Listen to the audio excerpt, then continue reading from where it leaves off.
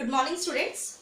We have already started the unit networking, and in this unit, in the previous video, we have discussed what is network, why we do networking, what are the reason behind it, what is internet, what are the uses of internet, and evaluation, or you can say the history of internet, that we have already discussed in the previous video.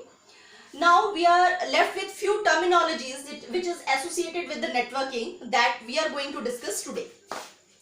The terminologies are www, web server, web client, website, web pages, web browser, downloading and uploading. Today we will discuss these 8 terminologies. आपको ये 8 terminologies जो networking और you can say internet के साथ associated है, आज हम उसके बारे में study करेंगे. The first term that is www. आपको इसका full form पता है? www stands for World Wide Web. और इसको आप simply web भी कह सकते हैं, जरूरी नहीं है World Wide Web कहना.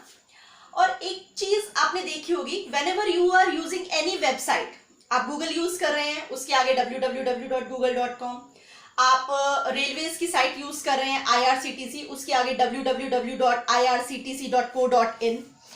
कोई भी वेबसाइट आप यूज करेंगे, इंटरनेट पर आप कोई भी काम करेंगे, हर एक वेबसाइट के आगे यू कैन सी कि www इज मैंडेटरी, हर एक के साथ लगा होता है. क्या रीजन है इसका, क्यों ये इतना इंपॉर्टेंस रखता है कि हर एक वेबसाइट में इसका ऐड होना बहुत जरूरी है. आप नहीं भी लिखेंगे तो ऑटोमेटिकली वो वेबसाइट www लिख के उसके बाद वो कन्वर्ट हो जाती है. एक्चुअली क्या था कि इंटरनेट पर सबसे पहले टेक्सचुअल डेटा ट्रांसफर होता था.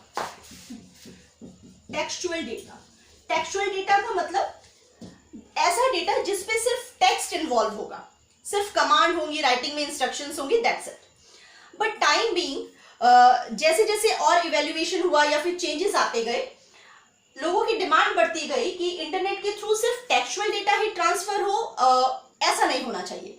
उस पर आप audios, videos, animations, multimedia file, ये सारी चीजें ट्रांसफर कर पाए. तो टेक्सचुअल डेटा के साथ साथ ऑडियोज, वीडियोज, मल्टीमीडिया फाइल्स या एनिमेटेड फाइल्स जो आपने ट्रांसफर करनी है, वो किसकी वजह से ट्रांसफर हो पाती है? Is because of www. इसी वजह से ये इतना इंपॉर्टेंट है कि हर एक वेबसाइट में आपको इसको यूज करना पड़ता है, ताकि आपके पास ये ऑप्शन रहे कि आप उस जो भी वेबसाइट ओपन कर रहे हैं, जो भी डेटा ट्रांसफर करने लगे हैं, उसमें आप text, audios, videos, animated file, हर तरीके का डेटा आप एक्सचेंज कर पाए. That's why it is so important. Okay, अब इसको किसने इवैल्यूएट किया? इसका जो क्रेडिट जाता है वो जाता है टिम बर्नर्स-ली को. टिम बर्नर्स-ली ने एक्चुअली www को इंट्रोड्यूस किया, जिसकी वजह से आज ये मेजर इंटरनेट का पार्ट है. इंटरनेट पर आप कुछ भी करेंगे तो www आपको साथ में मिलेगा ही मिलेगा.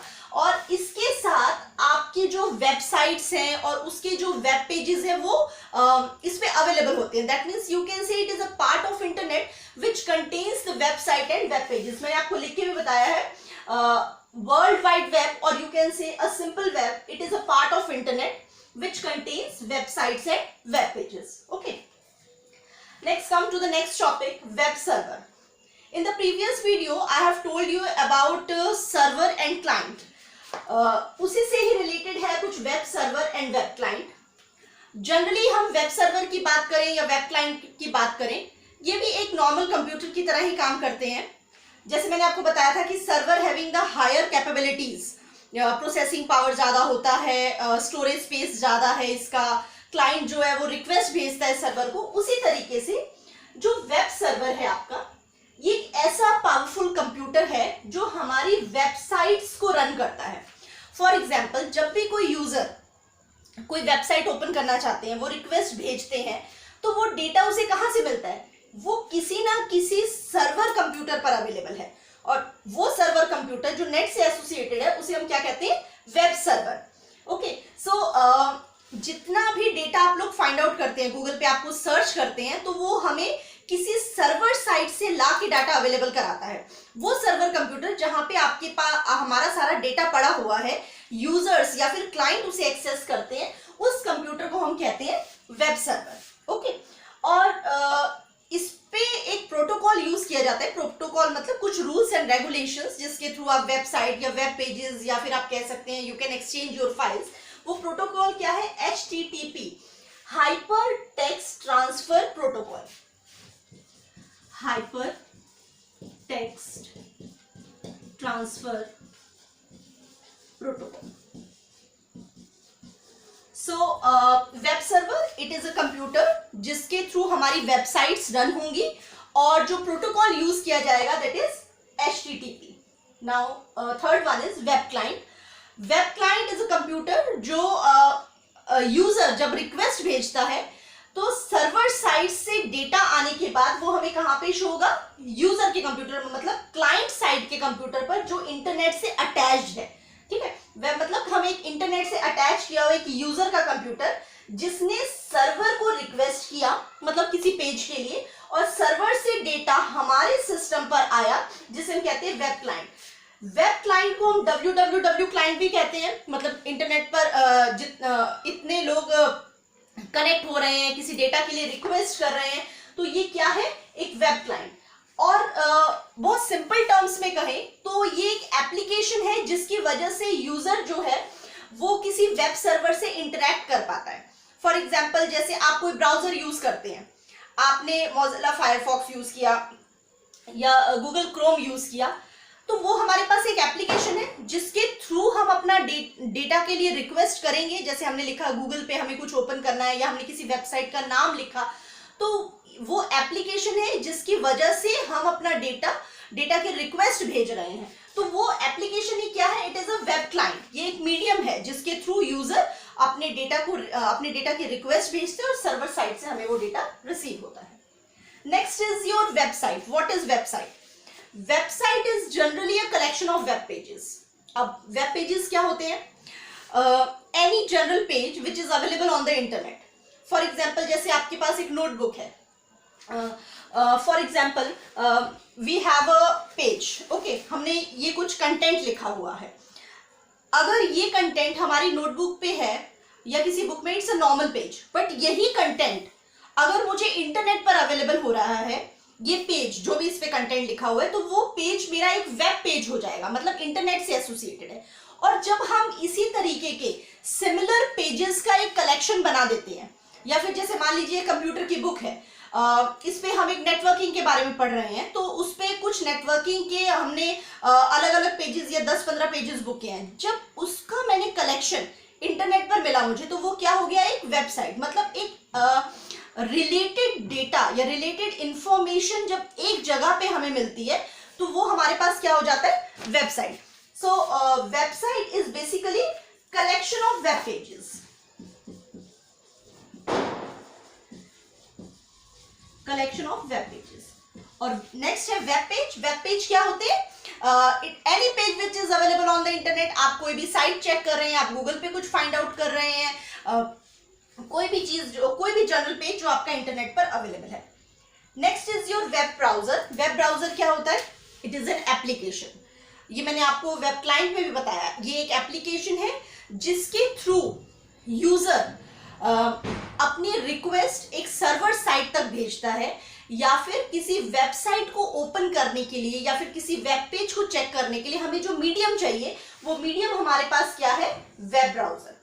फॉर एग्जाम्पल, आपके पास गूगल क्रोम है, मोज़िला फायरफॉक्स है, you have internet explorer, so opera mini, इस तरीके से हमारे पास बहुत सारे वेब ब्राउजर्स हैं।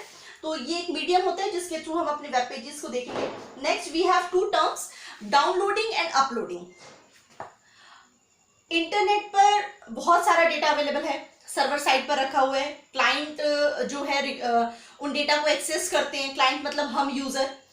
अब इंटरनेट पर जो डेटा है उसको अगर हम अपनी डिवाइस पर सेव करना चाहें, मतलब हम इंटरनेट से कनेक्ट ना हो, नेट नहीं चला रहे, फिर भी हम उसे बाद में later we can use it, तो क्या प्रोसेस है? आप उसको अपने डिवाइस पर सेव करते हैं, तो ये जो प्रोसेस है to get certain data on to your computer, उसको, उस प्रोसेस को हम कहते हैं डाउनलोड करना। ठीक है, और जब हम अपना डेटा कुछ इंटरनेट पर डालते हैं उसको हम कहते हैं अपलोड करना।